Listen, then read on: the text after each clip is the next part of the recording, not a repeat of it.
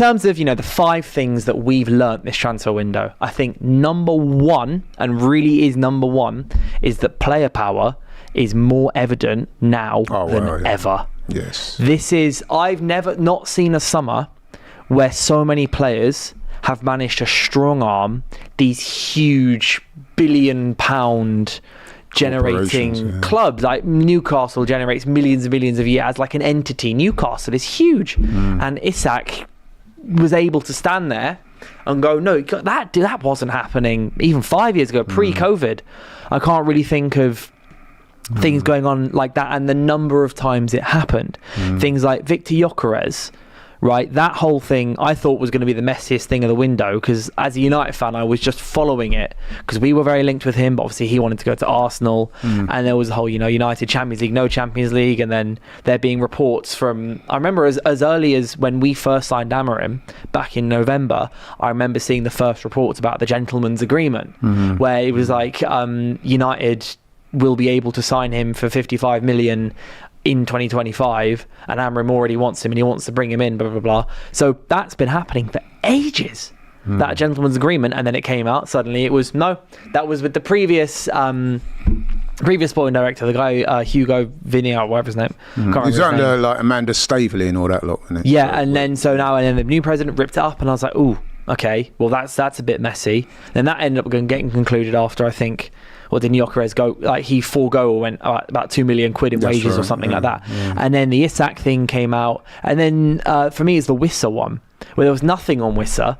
Like he was like, and Mbumo's leaving, and then there was like one link to Newcastle with Wissa, and suddenly he went, no, not having it. I'm not staying anywhere. And he released, I think, the longest statement I've ever seen from a player. Wissa did the other day. I remember reading it on Twitter, and it kept going, and it kept going, and it kept going, and it kept going. And he even claimed, as you said just before the show, that he claims he had something written. He had written proof of an agreement to let him leave. And obviously, the Alexander Isak stuff that Ali just mentioned in the chat. Obviously, that going through on the final day after it being evident that he wanted to leave for months and months. Even I remember when they played in the final, the Newcastle versus Liverpool Carabao Cup final, there was links even back then. It was Isak's won the trophy with them now, he's now going to move on to bigger things, in rumours that he's already, Newcastle have an agreement with him that he's allowed to leave.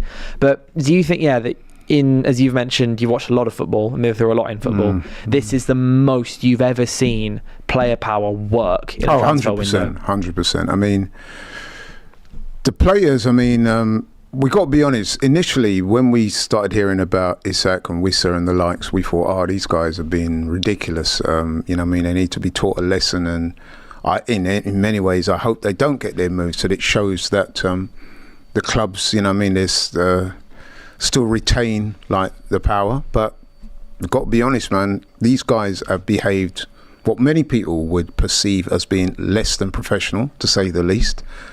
But in Gyökeres' case, in Isak's case, and in Wissa's case, they've all got their moves. So that suggests that shift in power between clubs and players has moved inexorably towards the players. I would say though that, and this is a note of caution to some of the players out there, don't think that all of the players can do this, because we're talking about top players there, especially Gyökeres and Wissa, Gyökeres and Isak, especially those two. Not every player is going to be able to pull that off. You've got to have a certain standing in the game in order to get away with that, because you can imagine if some lesser players tried that, they'd get, But in terms of those three that we've highlighted there, they've all done what they've done, and it's worked.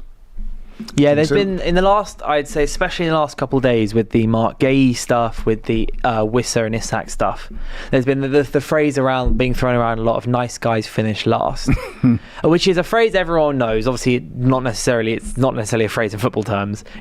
But it feels like it's true and also not true, because you look at the Gay stuff and you think he was very professional and everything, and then it meant that that Palace just ended up not being so forward with selling him, because he didn't really take a firm stance. He was their captain and he still played, scored goals, celebrated when he scored and everything. And then when you think back to the Isak drama, I remember saying earlier in July, when it really started kicking off, I remember saying, I think Isak's taking such a hard stance with Newcastle now, because he feels he was too soft to start with, is that Newcastle was saying, oh no, we're not going to let him leave, because he wasn't pushing for it. Whereas you look at Mbeumo never pushed for the United move, but he very politely, so to speak, was like to Brentford, please let me go. He was not pleading for it, but he was very respectful about it, and then he did get his move. But obviously Brentford took 6-7 weeks. Maybe if Mbeumo had thrown his toys out the pram, he would have got the move earlier. But what I just want to ask you is, do you think player power maybe is something that agents are using in unique cases? So for example, as I was talking about, Eze is the other one. I don't see any difference between how Eze conducted himself at Palace and how Gueye conducted himself at Palace, but Eze got his move and Gueye didn't get his move.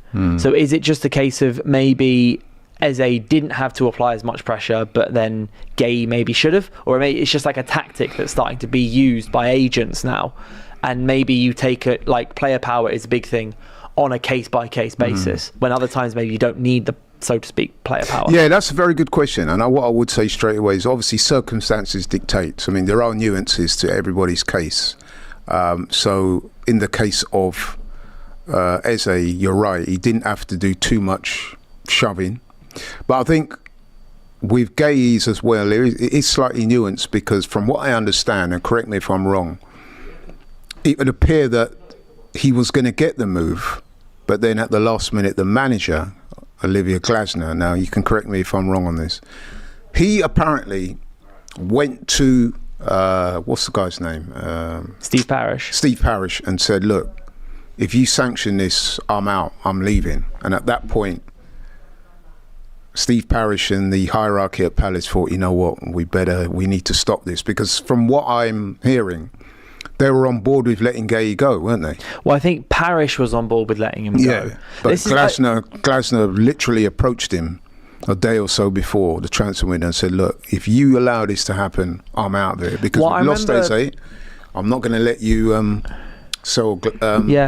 remember Glasner saying in press conferences at least a few weeks ago, saying that in slightly vague terms, he insinuated that he wouldn't let Gueye go or any of his big players go without suitable replacement, so i.e. a Premier League replacement. That's why on the last day of the window, Palace looked at Solomon from Spurs, they looked at Igor from Brighton, and then Disassi, I can't remember his first name, Disassi from Chelsea.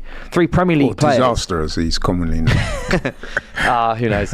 But that's why I think they were looking at Premier League replacements, because they were like, right, we need someone to slot straight in, because Palace, losing your captain, it's almost impossible to replace a captain like for like. You can't bring someone else in to become the captain. You know, the captaincy may have gone to Mateta or to Sarr or to Wharton or someone. Obviously, it could have gone to Eze, but Eze had left. But I think in Gueye's case, it's easy to just say, oh, you know, nice guy's finished last, that's why he didn't get his transfer. But I think there may have been more to it. I think if Gueye had pushed for the move, it would have made it more likely to go through. And I think, so to a certain extent, yes, you can say, you know, if he'd, you know, nice guys maybe do finish last, he was being too respectful to Palace. But I think there is also, you can't treat the Isak drama and the Wissa drama and the Gyökeres drama on the same level as the Gueye stuff, because there are plenty of examples also this summer of players who were completely respectful and still got their moves. But one thing I think, as I said, there are nuances to every situation. I think one thing players have definitely learnt this summer is do not accept a gentleman's agreement. Honestly, I think from now on, agents are going to go writing or nothing. For example, so I was just saying to you before, and I think the player who played this perfectly is Matheus Cunha, because Wolves and Cunha, I think there was always a feeling, even last summer when Arsenal were very interested in last summer, didn't get it. It was inevitable that he was leaving in 2025. To who? Who knew at that point? But what Cunha did and what Wolves did was they agreed on a transfer fee they wanted for Cunha that all parties were happy with, and then Cunha got that in a contract with a release clause. And I'm looking at it now, looking at all the other things that happen with, you know, the emails and the WhatsApp messages and the voice notes and gentlemen's agreements, and going, that's how you sort the situation out, and that's how you stop it getting messy. For example, let's say secretly Newcastle and Isak had genuinely agreed to let him leave. Isak should have signed a new contract with 130 or 135 million pound release clause in the contract, because Wolves as well, Cunha's release clause stipulated the instalments as well, so it wasn't even like lump sum as it had been previously. It was 3 instalments of 20. Eze's release clause was 68 million. That changed 6 months earlier to allow the release clause to be met through instalments as well. So I guess Eze, obviously the release clause didn't happen in the end, but that was also a really good example of that's how you get something in writing. You get a release clause in your contract.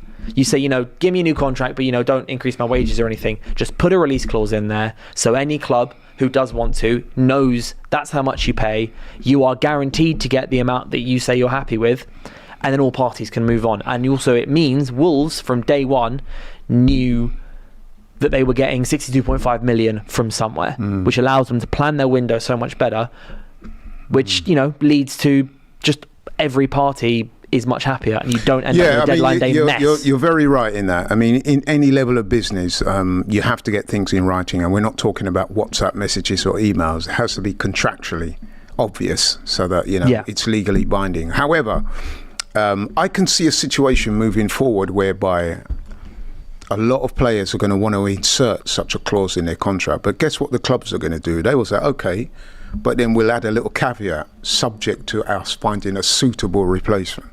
You know what I mean? So, well, but you can't write that in a contract. But what you can do is things such as Eze's had an expiry date. Whereas Eze's release clause was only valid until mid-July, kind of thing. Like there will be caveats, yes, but this is a thing you can sit down and talk about in December. So by March, for example, what's happening, rather than have to posture and sit there like Newcastle, and Newcastle have to imagine Newcastle had that the ISAC money they've eventually got. Imagine they had that in June. They had that in June. They could have signed Walter Mead for 35 million, not 75 million, because that's how much he was worth pre the I guess the point Euros. I'm making, maybe not that line, but a variation of that line. Yeah, I do get what you mean. To protect the club's interests, because, so for example, you may have worked in workplaces where, and I've seen this a lot, where they have what they call exigencies of the service. So that is the predicated on everything else. So they'll say you can do this, you can do that, subject to the exigencies.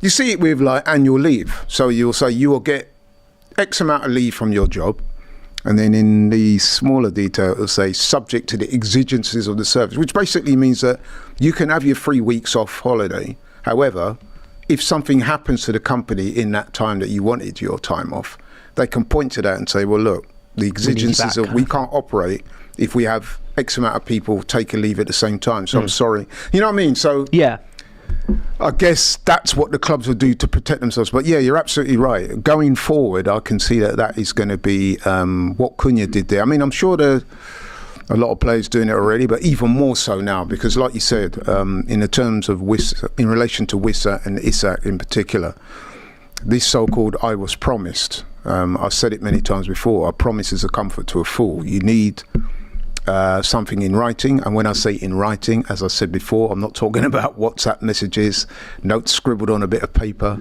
or even emails. You need something that is legally binding. I think a release clause, the way Cunha did it and everything, I think that's just the best way going forward. Agreed.